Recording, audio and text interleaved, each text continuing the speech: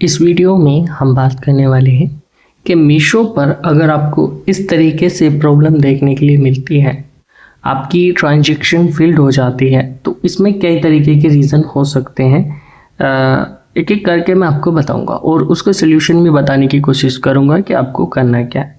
लेकिन कुछ प्रॉब्लम का सलूशन नहीं रहता है, वो भी आपको बताऊंगा कि कौन कौन सी प्रॉब्लम्स का सलूशन नहीं रहता है। देखिए, एक कारण की वजह से ये नहीं हो सकता, होता तो एक कारण की वजह से है, लेकिन मैं आपको बताने के लिए कई सारे ऑप्शंस बताऊंगा, जिससे कि आपको एक ऑप्शन अपना सिलेक्ट कर लेना है, जो समझना है कि आपका इस प्रॉब्लम से ये दिक्कत आई है। देखिए, सबसे जो फर्स्ट नंबर पर है कि आप जब नेट बैंकिंग से पेमेंट कर रहे हो तो हो सकता है कि आपका जो बैलेंस है वो इतना ना हो, तो उसकी वजह से भी आपकी जो पेमेंट है फेल्ड हो सकती है। अब यहाँ पर ये अगर मान के चलिए आपकी पेमेंट हो गई है तो उसकी चिंता मत करिए, 48 घंटों में ही रिफ़ंड हो जाएगी और 99% तक रिफ़ंड हो जाती है, बाकी 1% तक नहीं होती है, तो उसका एक अलग प्रोसेस है। अब दूसरा इसमें है कि आपने गलत लॉगिन, क्योंकि हम यहाँ पर नेट बैंकिंग का यूज़ कर रहे थे, नेट बैंकिंग से कर रहे थे, तो हो सकता है कि हमने अपना गलत लॉगिन आईडी वगैरह डाल दिया हो, एप्लीकेशन में यूज़र आईडी या पासवर्ड गलत डाल दिया हो, तो उसकी वजह से भी ये प्रॉब्लम हो सकती है। ठीक है, अब ये बैंक का सर्वर डाउन हो या स्लो हो तो उसकी वजह से भी ऐसा हो सकता है। तीसरी प्रॉब्लम जो हो गई यहाँ पर ये हो गई, क्योंकि कभी कभी ज़्यादा लोड आ जाता है बैंकिंग सिस्टम पर, तो मेंटेनेंस के लिए कभी कभी पेमेंट रिक्वेस्ट जो है फेल्ड हो जाती है। उसके बाद इंटरनेट कनेक्टिविटी ये बेहतर रखिए, अगर ये स्लो होती है इस बीच में जब आप पेमेंट करते होते हैं तो हो सकता है फेल्ड हो जाए। और अगर वेबसाइट या टेक्निकल ग्लिच की वजह से भी ये ऐसा हो जाता है, ऐसा नहीं कि टेक्निकल ग्लिच ना हो, कभी कभी ये हो जाता है।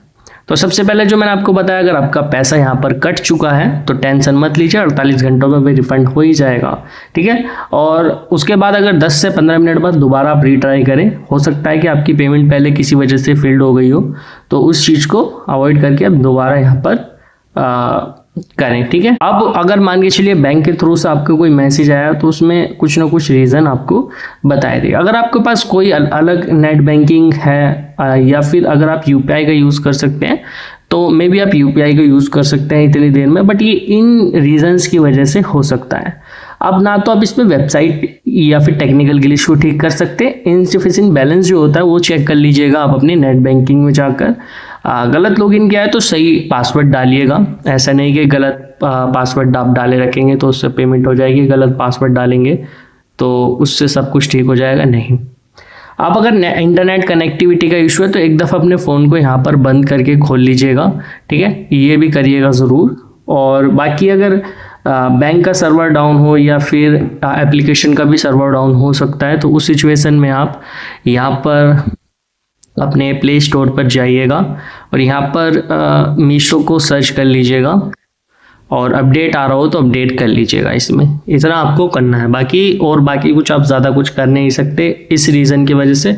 और अगर पेमेंट ज़्यादा ही फेल्ड होती रहती है तो फिर आप ब्रांच का रुख दे सकते हैं, अपने ब्रांच में जाकर इस चीज़ का क्वेश्चन उठा सकते हैं, कस्टमर केयर पर भी बात कर सकते हैं, उसका भी सल्यूशन मिल जाता है, ऐसा नहीं कि नहीं मिलता, मिल जाता है। तो ये छोटा सा प्रोसेस बस इसका रहता है। अगर यहाँ पर आपको वीडियो अच्छी लगी हो तो लाइक कर दीजिएगा और चैनल को सब्सक्राइब भी कर दीजिएगा।